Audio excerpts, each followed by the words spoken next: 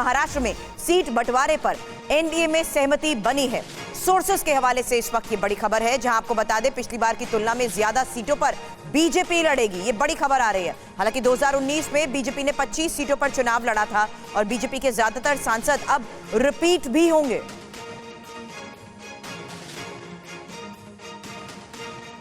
तो फिलहाल इस वक्त ये बड़ी खबर आप देखिए, महाराष्ट्र को देखते हुए जिस तरीके से फाइनल दौर की बातचीत चल रही थी, अब बड़ी खबर सामने आ रही है जहां सहमति बन चुकी है। सहमति बनी क्या है? महाराष्ट्र में सीट बंटवारे पर एनडीए में बनी सहमति को लेकर पहली बड़ी खबर यह है कि पिछली बार की तुलना में ज्यादा सीटों पर बीजेपी चुनावी मैदान में रहेगी। वहीं 2019 में बता दें कि बीजेपी ने 25 सीटों पर चुनाव लड़ा था और बीजेपी के ज्यादातर सांसद अब रिपीट भी होंगे।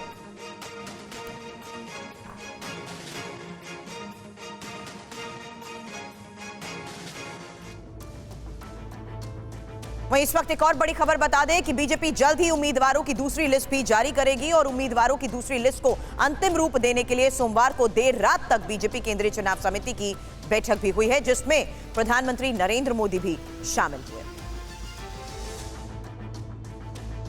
लोकसभा चुनाव के मद्देनजर बीजेपी के उम्मीदवारों की दूसरी लिस्ट लगभग तैयार है। बीजेपी जल्द ही अपनी दूसरी लिस्ट भी जारी कर सकती है। सोमवार को देर रात तक पीएम मोदी की मौजूदगी में केंद्रीय चुनाव समिति की बैठक हुई। बीजेपी मुख्यालय में हुई ये बैठक रात 11:30 बजे तक चली। इस बैठक में प्रधानमंत्री नरेंद्र मोदी के अलावा केंद्रीय गृह मंत्री अमित शाह और बीजेपी अध्यक्ष जेपी नड्डा समेत केंद्रीय चुनाव समिति के अन्य सदस्य मौजूद रहे। सूत्रों के मुताबिक बीजेपी अपनी दूसरी लिस्ट के लिए जिन राज्यों के उम्मीदवारों के नाम की घोषणा कर सकती है, उनमें मध्य प्रदेश, महाराष्ट्र, गुजरात, कर्नाटक, बिहार, हिमाचल प्रदेश, तेलंगाना और चंडीगढ़ समेत 8 राज्यों की सीटों पर मंथन हुआ। बैठक में 100 से अधिक सीटों पर उम्मीदवारों के नाम को लेकर चर्चा की गई, लेकिन बिहार, उड़ीसा और तमिलनाडु में अभी गठबंधन की तस्वीर पूरी तरह साफ नहीं होने के कारण इन राज्यों के टिकट में देरी हो सकती है। बीजेपी ने बिहार में अपनी सीटिंग 17 सीटों पर चर्चा की। बताया जा रहा है कि जेडीयू और अन्य सहयोगियों के सीटों का समझौता हो जाने के बाद ही पार्टी अपने हिस्से का टिकट घोषित करेगी। इसी तरह तमिलनाडु में AIADMK के साथ और ओडिशा में बीजेडी से प्रस्तावित गठबंधन में अभी अंतिम रूप से सीटों का समझौता नहीं हुआ है। ऐसे में इन राज्यों की सीटों पर सोमवार की बैठक में फाइनल चर्चा नहीं हो पाई। लेकिन देर रात टीडीपी प्रमुख चंद्रबाबू नायडू ने साफ कर दिया कि आंध्र प्रदेश में बीजेपी 6 सीटों पर और टीडीपी 17 सीटों पर चुनाव लड़ेगी। वहीं आंध्र प्रदेश में जीएसपी के खाते में 2 सीटें गई हैं। और लोकसभा चुनाव के लिए कांग्रेस की केंद्रीय चुनाव समिति की दूसरी बैठक में करीब 6 राज्यों की 62 लोकसभा सीटों पर चर्चा हुई। माना जा रहा है कि आज कांग्रेस की दूसरी लिस्ट आ सकती है।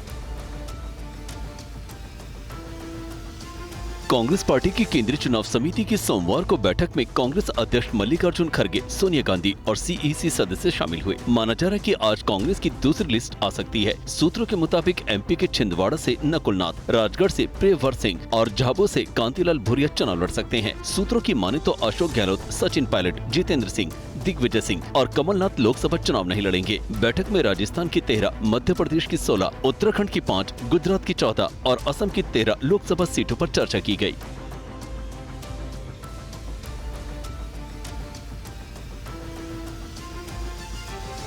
और बड़ी खबर बता दें, प्रधानमंत्री नरेंद्र मोदी आज गुजरात और राजस्थान का दौरा करने वाले हैं और गुजरात में प्रधानमंत्री मोदी 85,000 करोड़ से ज्यादा की परियोजनाओं का शिलान्यास करेंगे। प्रधानमंत्री नरेंद्र मोदी लगातार दौरों पर हैं। आज वो गुजरात और राजस्थान का दौरा करेंगे। सुबह लगभग 9:15 बजे प्रधानमंत्री अहमदाबाद में 85,000 करोड़ रुपए से अधिक की विकास परियोजनाओं की आधारशिला रखेंगे और राष्ट्र को समर्पित करेंगे। इस दौरान पीएम 6,000 रेलवे परियोजनाओं को राष्ट्र को समर्पित करेंगे। साथ ही 10 नई वंदे भारत ट्रेनों को हरी झंडी दिखाएंगे। प्रधानमंत्री 51 गति शक्ति मल्टी मॉडल कार्गो टर्मिनल भी राष्ट्र को समर्पित करेंगे। इसके बाद सुबह लगभग 10 बजे प्रधानमंत्री साबरमती आश्रम का दौरा करेंगे, जहां वो कोचरब आश्रम का उद्घाटन करेंगे। पीएम मोदी साबरमती में गांधी आश्रम स्मारक का मास्टर प्लान भी लॉन्च करेंगे। इस मास्टर प्लान के तहत साबरमती आश्रम के वर्तमान 5 एकड़ क्षेत्र को 55 एकड़ तक विस्तारित किया जाएगा। महात्मा गांधी ने साल 1915 में दक्षिण अफ्रीका से भारत लौटने के बाद साबरमती में इस आश्रम को स्थापित किया था। इसे गुजरात विद्यापीठ द्वारा एक स्मारक और पर्यटन स्थल के रूप में संरक्षित किया गया है। पीएम मोदी का ये प्रयास रहा है कि महात्मा गांधी के आदर्शों को बनाए रखा जाए और उन्हें संजोया जाए। यही नहीं, पीएम मोदी की ये भी कोशिश है कि ऐसे रास्ते भी विकसित किए जाएं जो महात्मा गांधी के आदर्शों को जीवंत बनाए रखें और उन्हें अधिक से अधिक लोगों के करीब लाएं। इसे आगे बढ़ाने के लिए गांधी आश्रम स्मारक परियोजना महात्मा गांधी की शिक्षाओं और उनके आदर्शों को आगे बढ़ाने में मदद करेगी। साबरमती दौरे के बाद प्रधानमंत्री राजस्थान के पोखरण चले जाएंगे और वहां भारत शक्ति का अवलोकन करेंगे। 140 करोड़ देशवासियों का पीएम मोदी आज गुजरात के बाद राजस्थान का दौरा करेंगे। राजस्थान के पोखरण में पीएम मोदी भारत शक्ति अभ्यास और प्रदर्शन को देखेंगे। राजस्थान के पोखरण में तीनों सेनाओं के अभ्यास के रूप में स्वदेशी रक्षा क्षमताओं का एक प्रदर्शन किया जा रहा है, जिसमें तीनों सेनाओं के स्वदेशी हथियारों की ताकत दिखेगी।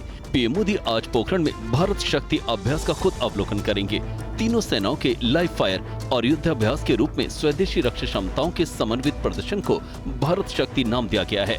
भारतीय थल सेना, इंडियन नेवी और इंडियन एयरफोर्स लगभग 50 मिनट तक युद्धाभ्यास करके मेक इन इंडिया प्रोजेक्ट के तहत निर्मित हथियारों का प्रदर्शन करेंगे।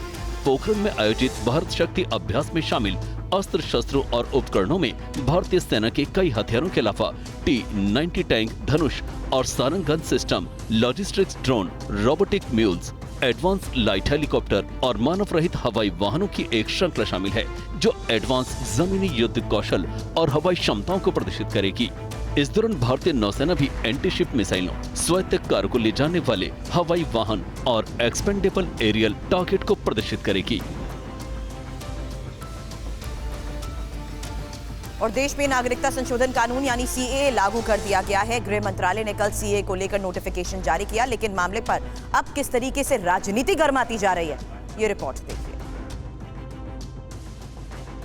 जिस सीएए को लेकर देश में बीते 8 सालों से बहस चल रही थी, वो अपने अंजाम तक पहुंच गया है। सूत्रों के मुताबिक कल देर शाम बीजेपी उम्मीदवारों को लेकर केंद्रीय चुनाव समिति की बैठक में पीएम मोदी का सीएए को लागू किए जाने पर अभिनंदन किया गया।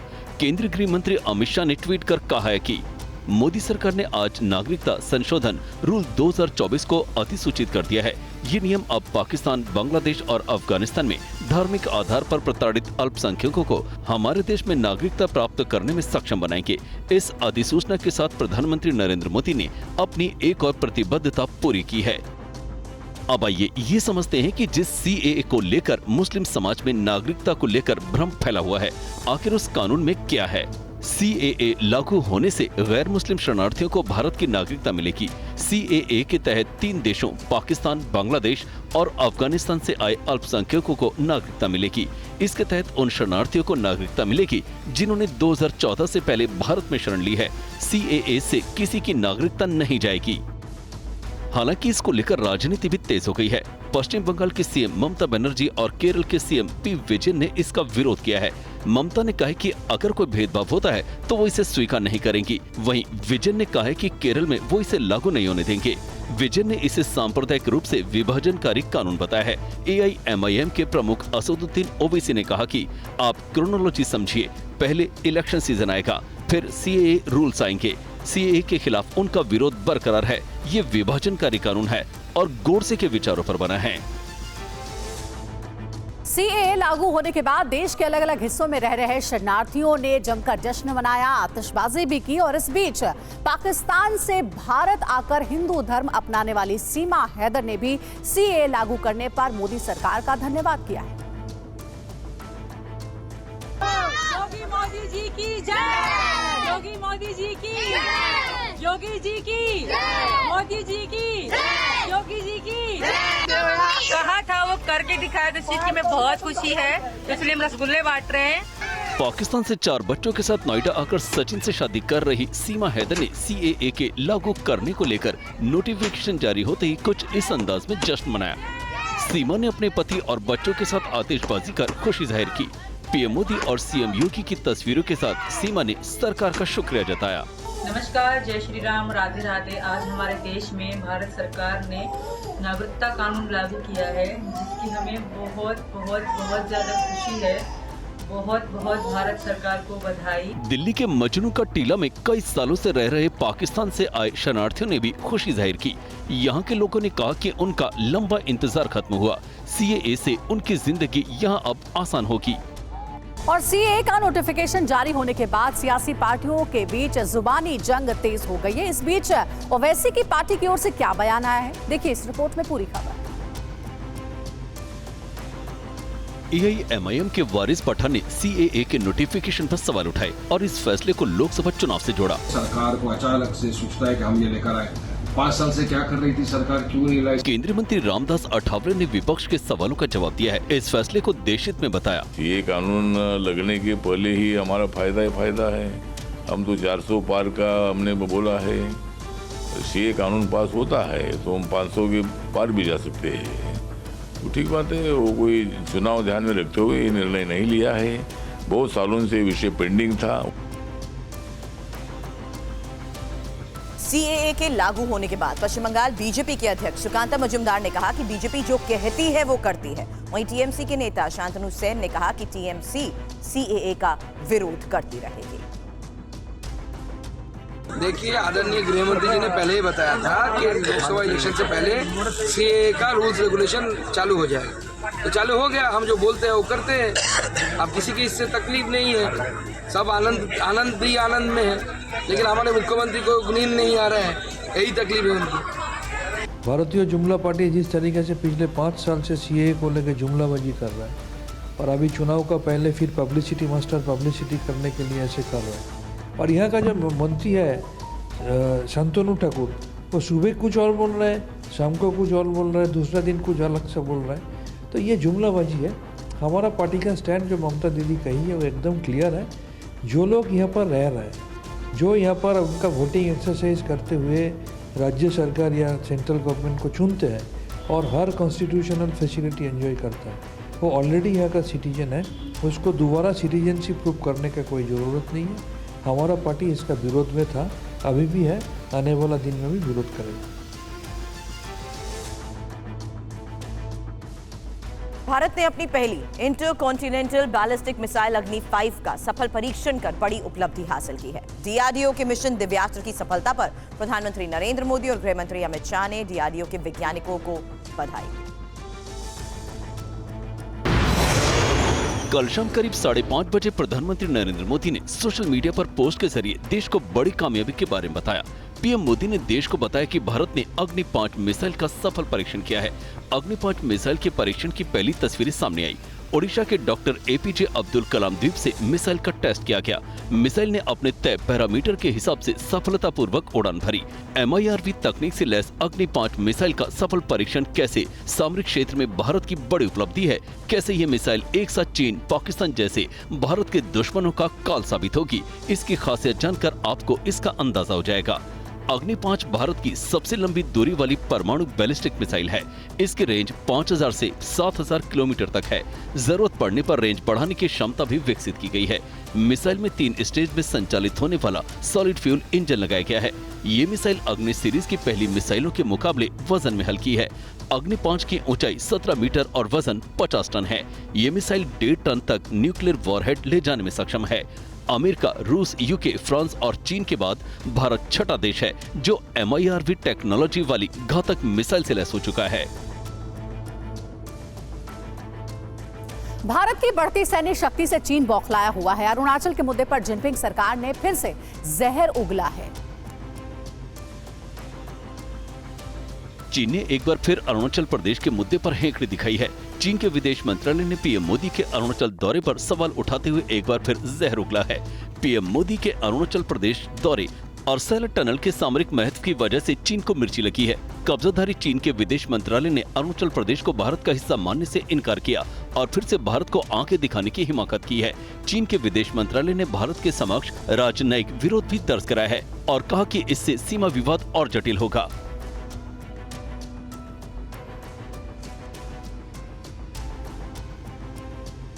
और इलेक्टोरल बॉन्ड के मामले में सुप्रीम कोर्ट ने स्टेट बैंक ऑफ इंडिया को सख्त आदेश दिया है। सुप्रीम कोर्ट ने SBI को आज अपना सारा डेटा चुनाव आयोग को देने को कहा है।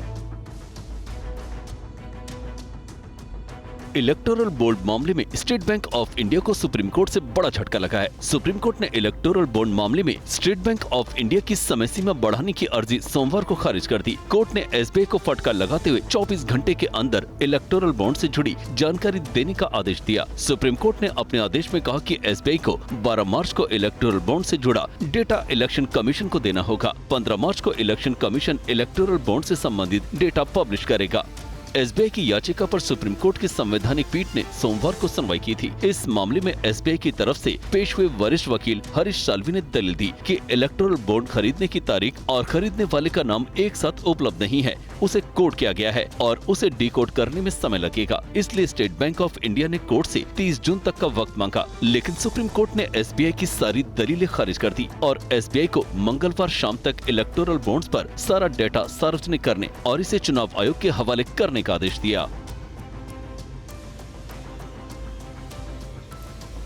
17 मार्च को मुंबई में एक बड़ी रैली के साथ राहुल गांधी की न्याय यात्रा खत्म हो रही है। आज कहां पहुंचेगी राहुल की न्याय यात्रा, देखिए इस रिपोर्ट। राहुल गांधी की भारत जोड़ो न्याय यात्रा अंतिम पड़ाव पर है। आज राहुल गांधी की यात्रा नंदुरबार से महाराष्ट्र में दाखिल होगी, फिर मुंबई के दादर में चैत्य भूमि तक जाएगी, जहां बाबा साहेब B.R. अम्बेडकर का महापरिनिर्वाण हुआ था। राहुल गांधी की न्याय यात्रा के महाराष्ट्र पहुंचने पर कांग्रेस ने बड़ी तैयारी की है। राहुल गांधी की इस यात्रा का समापन 17 मार्च को छत्रपति शिवाजी महाराज पार्क में एक सार्वजनिक सभा के साथ होगा। माना जा रहा है कि शिवाजी पार्क में होने वाली रैली में कांग्रेस अपने सहयोगी दलों के साथ शक्ति प्रदर्शन करेगी। हिमाचल प्रदेश में कांग्रेस के 6 बागी विधायकों की सदस्यता रद्द किए जाने के खिलाफ दायर याचिका पर आज सुप्रीम कोर्ट में सुनवाई होगी और इस बीच हिमाचल में कांग्रेस पार्टी ने सोमवार की शाम एकजुटता दिखाने के लिए बीजेपी के खिलाफ कैंडल मार्च भी निकाला।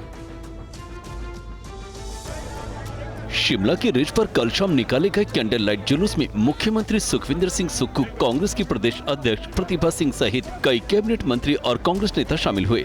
हाथों में प्ले कार्ड लेकर कांग्रेस नेताओं ने बीजेपी के खिलाफ नारे लगाए। प्रतिभा सिंह ने कहा कि केंद्र सरकार हिमाचल सरकार को तोड़ने का काम कर रही है। वहीं मुख्यमंत्री सुक्खू ने कहा कि बीजेपी ने धनबल से उनकी सरकार गिराने की कोशिश की है। जिस प्रकार का लोकतंत्र आज यहाँ हिमाचल प्रदेश में जिस प्रकार का खेल खेला गया है, उसके विरोध में ये मार्च हुआ है। यहाँ पर कांग्रेस की स्टेट है तो इनके साथ एक सौतेला व्यवहार किया है और आज भी आप इसको स्टेबिलिटी जो हमारी सरकार की बनी है उसको डिस्टेबलाइज करने के लिए जो प्रयास किए जा रहे हैं वो बहुत ही अनफॉर्चुनेट है। इस बीच हिमाचल प्रदेश में हुए राज्यसभा चुनाव के दौरान बीजेपी उम्मीदवार के पक्ष में वोट करने वाले कांग्रेस के 6 बागियों की याचिका पर आज सुप्रीम कोर्ट में सुनवाई होगी। बागी विधायकों को स्पीकर ने बजट सत्र के दौरान व्हिप जारी होने के बावजूद सदन में हाजिर नहीं होने पर उनकी सदस्यता रद्द कर दी थी। महाराष्ट्र के इलेक्ट्रिकल शॉप में अचानक से आग लग गई। पुणे में हुई इस घटना के बाद आग लगने की वजह से लाखों का सामान जलकर खाक हो गया है। महाराष्ट्र के पुणे के पिंपरी चिंचवड शहर के त्रिवेणी नगर इलाके में एक इलेक्ट्रिकल एंड केबल हाउस में भीषण आग लग गई। आग की लपटें काफी ऊंची उठती दिखी। आग के चलते आसपास के इलाकों में हड़कंप मच गया। भीषण आग पर दमकल की 14 गाड़ियों ने घंटों की मशक्कत के बाद आग पर काबू पाया। आग लगने की वजह जानने के लिए जाँच की जा रही है। फायर ब्रिगेड के मुताबिक आग में लाखों की संपत्ति जलकर खाक हो गई है। हालांकि गनीमत रही कि हादसे में किसी के हताहत होने की खबर नहीं है।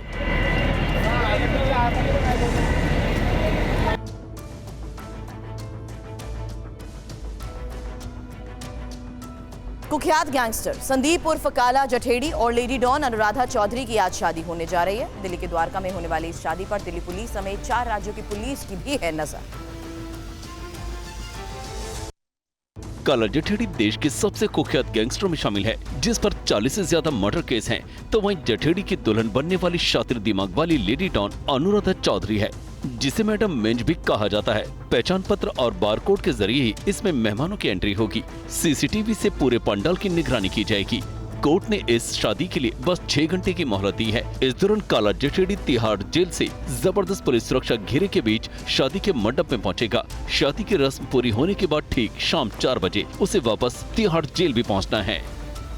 ये वो जगह है जहां पर अनुराधा चौधरी लेडी डॉन और काला जठेड़ी दोनों एक दूसरे के गले में वरमाला डालेंगे। शादी में करीब 150 मेहमानों को बुलाया गया। शादी का जो तैयारी है, मंडप है, उसको पूरी तरीके से सजाया जा रहा है। सोनीपत डिपार्टमेंट ने, पुलिस डिपार्टमेंट ने एप्लीकेशन लगाई है, उसकी जो सुनवाई है वो कल है। अब देखना ये है कि जज साहब हमें अलाउ करते हैं या नहीं।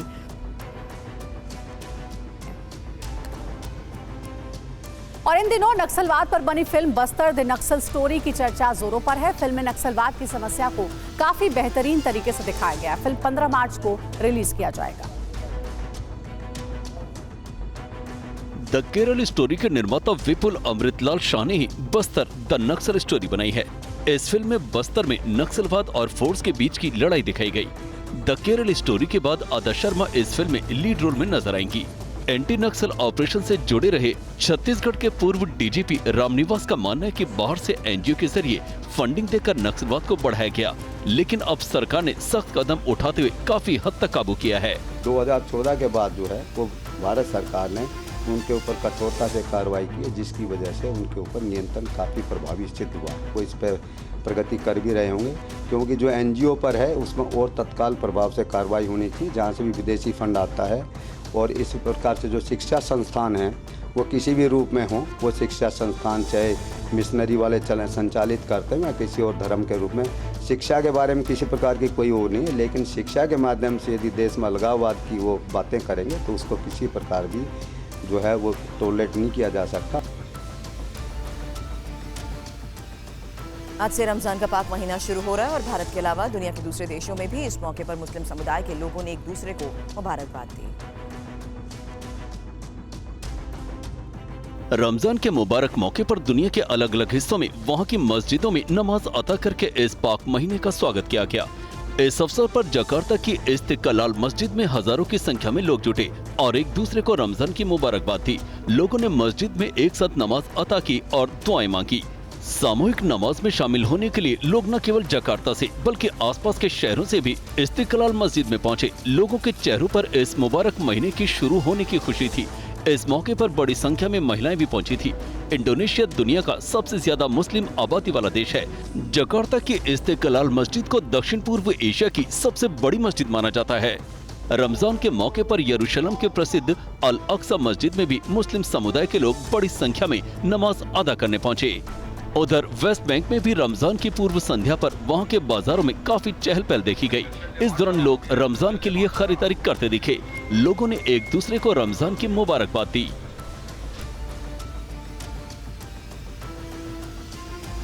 और अब बुलेटिन में आगे बढ़ते हैं। वक्त हो चला है लोकल टू ग्लोबल टॉप 100 का। दिखाएंगे आपको देश, प्रदेश और दुनिया की तमाम बड़ी खबरें फटाफट अंदाज में। देश में नागरिकता संशोधन कानून लागू, 3 देशों के अल्पसंख्यकों को भारतीय नागरिकता मिलेगी। सीए लागू होने पर बोले गृह मंत्री अमित शाह, पीएम मोदी ने एक और प्रतिबद्धता पूरी की। दिल्ली, यूपी समेत कई राज्यों में अलर्ट, सुरक्षा बलों ने किया फ्लैग मार्च। सीए लागू होने के बाद विपक्ष का सरकार पर हमला, कांग्रेस बोली ध्रुवीकरण के लिए लागू किया कानून। अखिलेश, ओवैसी और केजरीवाल ने साधा निशाना, सरकार की मंशा पर उठाए सवाल। सीए लागू होने के बाद दिल्ली, यूपी और असम में अलर्ट, कई राज्यों में बढ़ाई गई सुरक्षा। यूपी के सभी जिलों में अलर्ट, नाइट पेट्रोलिंग बढ़ाई गई। देश के कई हिस्सों में जश्न का माहौल, पश्चिम बंगाल में मथुरा समुदाय की महिलाओं ने जश्न मनाया। सोशल मीडिया प्लेटफॉर्म पर झूठी और भ्रामक पोस्ट डालने वालों पर सुरक्षा एजेंसियों की नजर। सीमा हैदर ने अपने परिवार के साथ मनाया जश्न, खुशी में मिठाइयां बांटी और पटाखे भी चलाए। दिल्ली के मजनू का टीला में पाकिस्तान से आए शरणार्थियों ने मनाया जश्न, बांटी मिठाइयां। कोलकाता में भारतीय जनता युवा मोर्चा ने मनाया जश्न, अहिरी टोला घाट पर जलाए दिए। सीए पर केरल के सीएम विजयन का बड़ा बयान, राज्य में लागू नहीं होने देंगे कानून। कांग्रेस नेता टीएस सिंहदेव का दावा, बीजेपी को उल्टा पड़ेगा दांव। दिल्ली में बीजेपी सीईसी की बैठक, 8 राज्यों की 100 सीटों पर हुआ मंथन। बैठक में पीएम मोदी, अमित शाह रहे मौजूद। बीजेपी जल्द जारी कर सकती है दूसरी लिस्ट। बिहार में 17 सिटिंग सीटों पर हुई चर्चा, सीट शेयरिंग के बाद बीजेपी घोषित करेगी उम्मीदवार। महाराष्ट्र, कर्नाटक, बिहार और तेलंगाना की सीटों पर चर्चा, सहयोगी दलों से बातचीत जारी। आंध्र प्रदेश में बीजेपी, टीडीपी और जेएसपी के बीच गठबंधन, सीट शेयरिंग का हुआ ऐलान। गठबंधन के मुताबिक आंध्र प्रदेश की 6 लोकसभा और 10 विधानसभा सीटों पर बीजेपी लड़ेगी चुनाव। 17 लोकसभा सीटों पर चुनाव लड़ेगी टीडीपी, 144 विधानसभा सीटों पर आजमाएगी किस्मत। गठबंधन के तहत जेएसपी को मिली 2 लोकसभा सीटें, 21 विधानसभा सीटों पर अपने उम्मीदवार उतारी। दिल्ली में कांग्रेस की केंद्रीय चुनाव समिति की दूसरी बैठक, जल्द जारी होगी उम्मीदवारों की दूसरी लिस्ट। कांग्रेस की केंद्रीय चुनाव समिति की बैठक में 6 राज्यों की 62 सीटों पर हुई चर्चा। बैठक में राजस्थान की 13, एमपी की 16 और असम की 13 सीटों पर हुआ मंथन। बैठक में 40 नामों पर सहमति बनी। छिंदवाड़ा से नकुलनाथ, अशोक गहलोत के बेटे वैभव गहलोत को जालोर से टिकट। अशोक गहलोत, सचिन पायलट, दिग्विजय सिंह, कमलनाथ नहीं लड़ेंगे चुनाव, सूत्रों के हवाले से खबर। यूपी की स्क्रीनिंग कमेटी की बैठक, स्क्रीनिंग कमेटी के सुझाव पर सीसी में चर्चा। गृह मंत्री अमित शाह का आज हैदराबाद दौरा, बीजेपी कार्यकर्ताओं को संबोधित करेंगे। बीजेपी की सोशल मीडिया टीम के साथ बैठक भी करेंगे। चुनाव समिति की बैठक में शामिल होंगे। दक्षिण डोनेस्क में यूक्रेन ने रूसी ठिकानों पर जबरदस्त हमले को अंजाम दिया। यूक्रेन ने आर्टिलरी से गोले बरसाए। डोनेस्क में यूक्रेनी सेना के हमले में रूस को भारी नुकसान। यूक्रेन की आर्टिलरी हमले में रूसी सेना के ठिकाने तबाह। ओडिशा में यूक्रेन ने रूस के ड्रोन को आसमान में ही तबाह करने का दावा किया। यूक्रेन ने मिसाइल हमले से तबाह किए शाहिद 136 ड्रोन। 73वीं सालगिरह पर श्रीलंका की वायुसेना ने युद्धाभ्यास किया। हेलीकॉप्टर और टैंक के जरिए शक्ति प्रदर्शन। यूक्रेन में चैलेंजर 2 टैंक की नाकामी आई सामने। युद्ध क्षेत्र में टैंक कीचड़ में फंस गया। यूक्रेन को ब्रिटेन ने टैंक दिए थे। अवदिव्का में रूस ने अमेरिका का शक्तिशाली टैंक अब्राम को तबाह करने का किया दावा। अमेरिका ने यूक्रेन को अब्राम टैंक्स दिए। रूसी जहाज पर यूक्रेन ने ड्रोन हमले को अंजाम दिया। यूक्रेन के हमले में जहाज रूस का पूरी तरह तबाह। लेबनान में इजरायल ने भीषण हमले को अंजाम दिया। इजरायल के हमले में हिजबुल्लाह के कई ठिकाने तबाह। इजरायली ठिकानों पर हिजबुल्लाह ने ताबड़तोड़ मिसाइल हमले किए। एयर डिफेंस सिस्टम ने हिजबुल्लाह की कई मिसाइलों को गिराया। यमन से हुती विद्रोहियों ने इजरायल पर मिसाइल हमले को अंजाम दिया। हुती के मिसाइल हमले की वजह से इजरायल में सायरन बज रहे हैं। बेंगलुरु में एसबीआई के दफ्तर के बाहर युवा कांग्रेस का प्रदर्शन। सुप्रीम कोर्ट ने इलेक्टोरल बॉन्ड पर जानकारी साझा करने के निर्देश दिए। अग्नि 5 मिसाइल का परीक्षण सफल रहा। प्रधानमंत्री मोदी ने मिशन दिव्यास्त्र के लिए डीआरडीओ को शुभकामनाएं दी। MIRV टेक्निक से लैस मिसाइल हासिल करने वाला भारत बना दुनिया का छठा देश। प्रधानमंत्री मोदी का आज गुजरात, राजस्थान का दौरा। राजस्थान के पोखरण में भारत शक्ति अभ्यास का अवलोकन करेंगे। पोखरण में होगा तीनों सेनाओं के स्वदेशी हथियारों की ताकत का प्रदर्शन। प्रधानमंत्री गवाह बनेंगे। अहमदाबाद में प्रधानमंत्री मोदी 85,000 करोड़ की रेल परियोजनाओं की रखेंगे आधारशिला। प्रधानमंत्री मोदी 10 नई वंदे भारत ट्रेन को हरी झंडी दिखाएंगे। मुंबई का सफर और आसान होगा। साबरमती में प्रधानमंत्री मोदी कोचरब आश्रम का उद्घाटन करेंगे। गांधी आश्रम स्मारक का मास्टर प्लान भी लॉन्च करेंगे। आज महाराष्ट्र पहुंचेगी राहुल गांधी की भारत जोड़ो न्याय यात्रा। 17 मार्च को सभा के साथ समापन।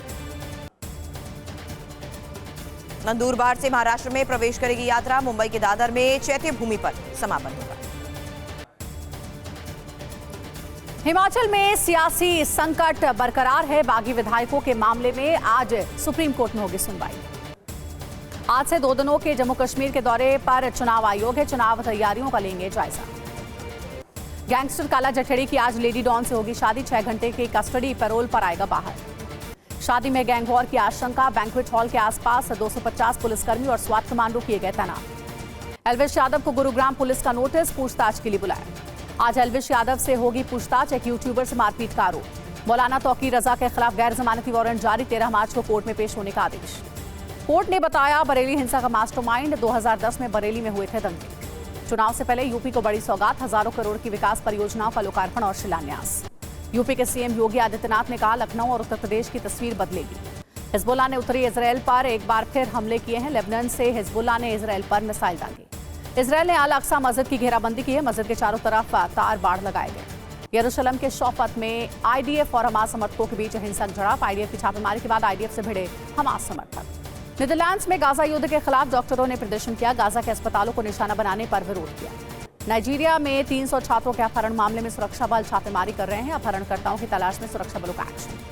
पानी के संकट की वजह से ईरान में हाहाकार। ओमान सागर से ईरान के जरिए पानी सप्लाई कर रहा है। रमजान के मौके पर कई देशों ने गाजा में मदद पहुंचाई। आसमान से पैराशूट के जरिए राहत सामग्री के बॉक्स गिराए।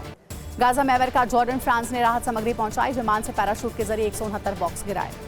अमेरिका के विदेश मंत्री एंटनी ब्लिंकन जमैका पहुंचे। हैती में गृह युद्ध को लेकर करेंगे चर्चा।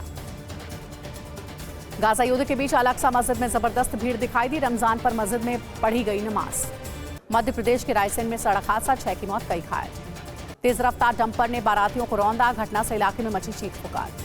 पुणे के एक दुकान में लगी आग में लाखों का सामान जलकर खाक। घंटों मशक्कत के बाद आग पर काबू। आग के कारणों का पता नहीं चल सका है। दिल्ली में पुलिस और बदमाशों के बीच मुठभेड़, 20 राउंड से ज्यादा फायरिंग हुई। एनकाउंटर के बाद 3 अपराधी गिरफ्तार हुए। हत्या के मामले में पुलिस को थी तलाश। मुंबई के कमाठीपुरा में लगी भीषण आग। 2 मंजिला इमारत में आग लगी। आग लगने के बाद सिलेंडर ब्लास्ट, एक लड़की के घायल होने की खबर। कर्नाटक में किसानों का प्रदर्शन, गाड़ियों में आग लगाई। मिर्च के गिरते दाम पर किसान नाराज, पुलिस टीम पर पथराव। सोमालिया के सबसे बड़े बाजार में भीषण आग। आग की वजह से 12 से ज्यादा दुकानें जलकर खाक। युद्ध में भर्ती की डर से यूक्रेनी लोग देश छोड़कर जा रहे हैं। कुछ लोगों के यूक्रेनी सेना ने रोमानिया सीमा से पकड़ लिया।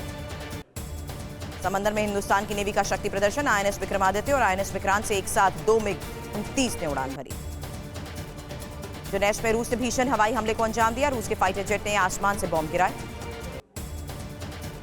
यरूशलेम में रमजान के दौरान इजरायली सेना के साथ कुछ लोगों की झड़प के बाद अल अक्सा मस्जिद में भगदड़ जैसा माहौल।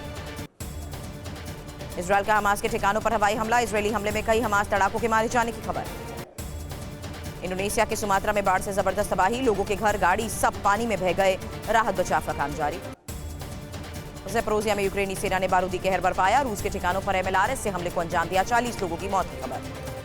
गाजा के खान यूनिस में आमने सामने की जंग हो रही है। इजरायली सेना और हमास एक दूसरे पर कर रहे फायर। गाजा युद्ध के बीच अजीत डोभाल ने इजरायली पीएम नेतन्याहू से मुलाकात की है। दोनों के बीच बंधकों की रिहाई और मानवीय मदद को लेकर चर्चा। मुंबई पुलिस की गिरफ्त बांग्लादेशी चोर फ्लाइट से यात्रा करते थे। घटना को अंजाम देकर भाग जाते थे बांग्लादेश। उत्तराखंड के सीएम पुष्कर सिंह धामी ने बांटा ज्वाइनिंग लेटर। अलग अलग विभागों में नियुक्ति। बेतवा पार्वती कालीन सिद्ध चंबल जल कलश यात्रा का शुभारंभ। सीएम मोहन यादव ने उद्घाटन किया। एमपी के सीएम मोहन यादव ने पुलिस आवास योजना के 144 आवास गृहों का भी लोकार्पण किया। बीजेपी सांसद तेजस्वी सूर्या ने विकसित भारत संकल्प ओपिनियन कार्यक्रम को लॉन्च किया।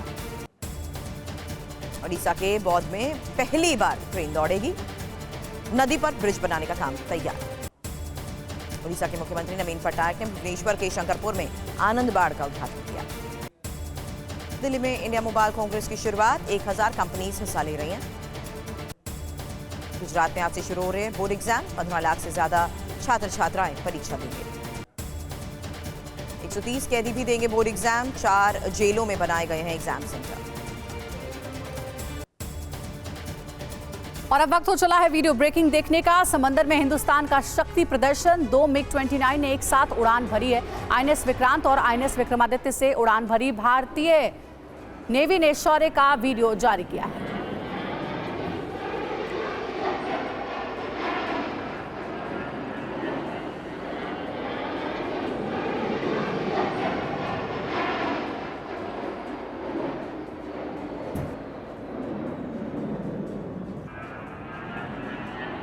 और दूसरी वीडियो ब्रेकिंग आपको बता दें, श्रीलंका के जाफना में श्रीलंकन एयरफोर्स की ड्रिल, हेलीकॉप्टर से रेस्क्यू ऑपरेशन की एक्सरसाइज, पैराशूट और टैंक से भी किया गया युद्धाभ्यास।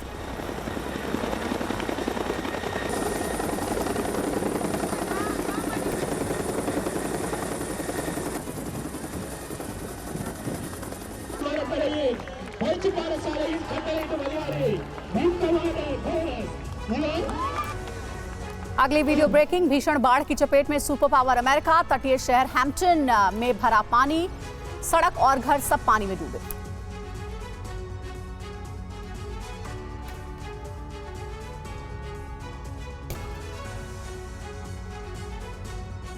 और ईरान में पानी का संकट, पानी के लिए लंबी लाइन में लगे दिखे टैंकर। ओमान सागर से पानी पहुंचा रहा ईरान। रूस की राजधानी में मॉस्को में भीषण आग लग गई है। आग से मोबाइल लेबोरेटरी पूरी तरह खाक हो गई। आग की वजह से पूरे इलाके में प्रदूषण बढ़ गया।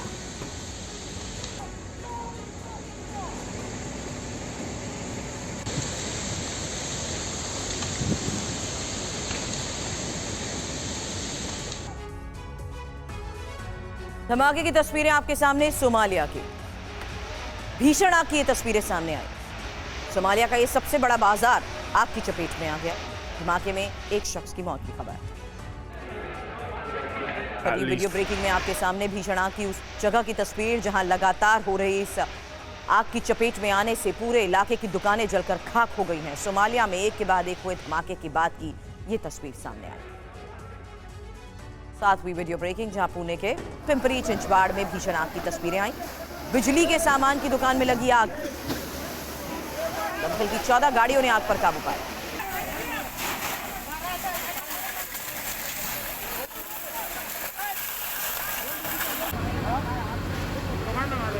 काबू होती है। इस आग पर काबू पाने में घंटों की मशक्कत की गई। बिजली के सामान की दुकान में लगी आग देखते ही देखते फैलती गई।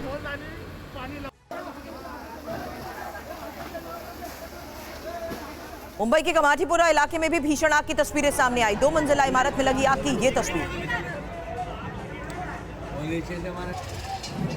आपको बता दें, इस आग से घर में रखा सिलेंडर ब्लास्ट हुआ। दमकल की 8 गाड़ियों ने इस आग पर काबू पाया।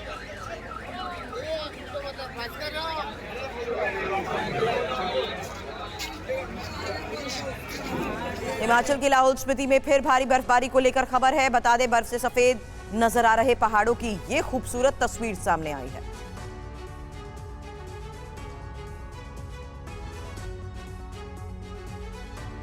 पाकिस्तान में इमरान के समर्थन में रैली की वीडियो ब्रेकिंग आपके सामने। 10वीं वीडियो ब्रेकिंग। पेशावर में पीटीआई समर्थकों के प्रदर्शन की ये तस्वीर देखिए, जहां बता दें शहबाज शरीफ के खिलाफ विरोध प्रदर्शन बढ़ता जा रहा है।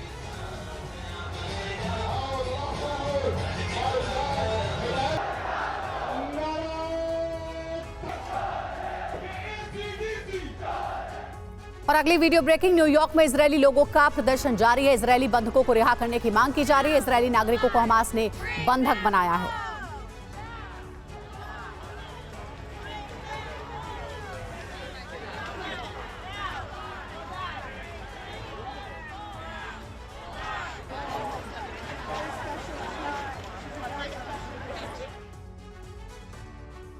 नीदरलैंड्स में गाजा युद्ध के खिलाफ डॉक्टरों का प्रदर्शन। गाजा में अस्पतालों पर हमले का किया विरोध। डॉक्टरों ने इजरायल के खिलाफ नारेबाजी की।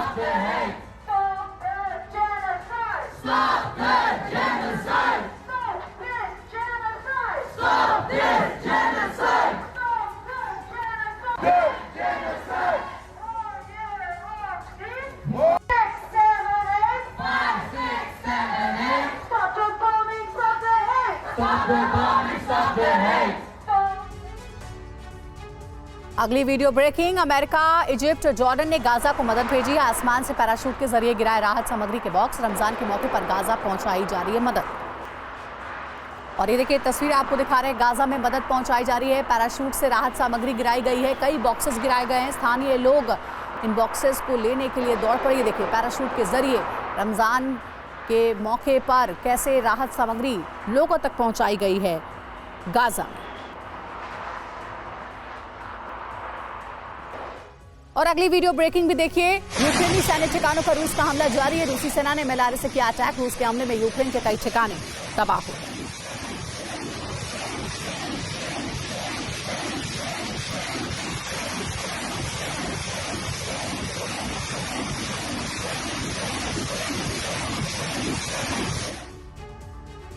और अगली बड़ी खबर आपको बता दें, ये डोनेट्स से तस्वीरें सामने आई है। डोनेट्स में रूसी विमानों ने बॉम्ब गिराए हैं। रूस ने यूक्रेनी ठिकानों पर बॉम्ब गिराए हैं। रूसी हमले में यूक्रेन को भारी नुकसान। और देखिए तस्वीरें आपको दिखा रहे हैं हमले को लेकर के। लगातार रूस की ओर से प्रहार किया जा रहा है। डोनेट्स में रूसी विमानों ने बॉम्ब से ताबड़तोड़ हमला किया है।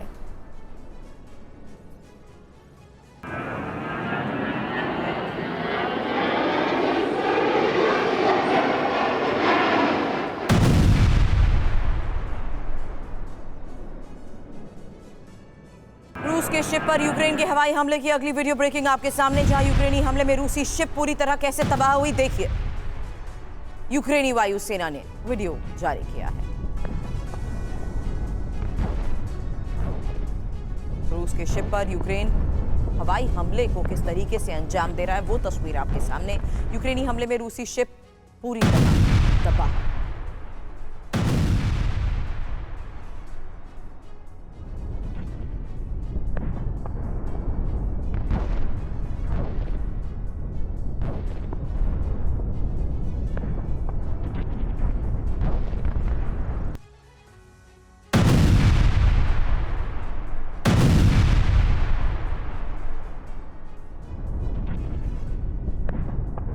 यूक्रेन में चैलेंजर 2 टैंक कीचड़ में फंसा। एक और तस्वीर देखिए, युद्ध के दौरान कीचड़ में फंसे टैंक की ये तस्वीर सामने आई है। हालांकि यूक्रेन को ब्रिटेन ने चैलेंजर टैंक दिए हैं। युद्ध के इस हालात में, हर परिस्थिति में जिस तरीके से लगातार हमलों को अंजाम दिया जा रहा है, वहीं ये उस वक्त की तस्वीर सामने आई जब यूक्रेन में चैलेंजर 2 टैंक कीचड़ में फंस गया।